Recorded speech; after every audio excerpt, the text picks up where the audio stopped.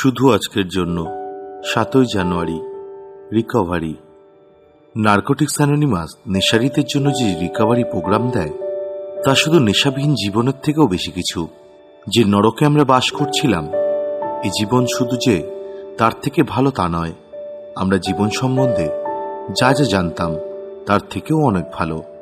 Basic text, পৃষ্ঠা number 103। নেশা শুরু করার আগের জীবনটাকে ফিরে পাওয়ার আগ্রহ খুব কম লোকেরই থাকে। অনেকেই শারীরিক, মানসিক বা যৌন অত্যাচারের অনেক কষ্ট পেয়েছে। নেশা করে আচ্ছন্ন থাকাটাই এই অত্যাচার ভুলে থাকার একমাত্র উপায় বলে মনে হতো। অনেকে এমন সব জ্বালা সহ্য করেছে যা বাইরের থেকে দেখা বা বোঝা যায় না, কিন্তু সেগুলো ওই রকম কষ্টদায়ক। আমাদের জীবনে না ছিল দিশা, না কোনো উদ্দেশ্য।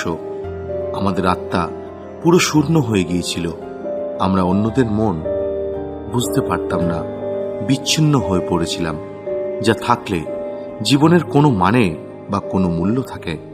সেরকম কিছুই আমাদের কাছে ছিল না। নিজের অন্তরের শূন্যতাকে পূর্ণ করার বৃথা চেষ্টায় আমরা শুধু নেশা করে যাচ্ছিলাম। আমাদের অনেকেই আর সেই পুরনো জীবনকে ফিরে পেতে চাইব না। শেষ অবধি এনেতে এসে যে রিকভারি আমরা পেলাম, সেটা কিন্তু সম্পূর্ণ আলাদা ধরনের জিনিস। নতুনভাবে বাঁচার একটা সুযোগ।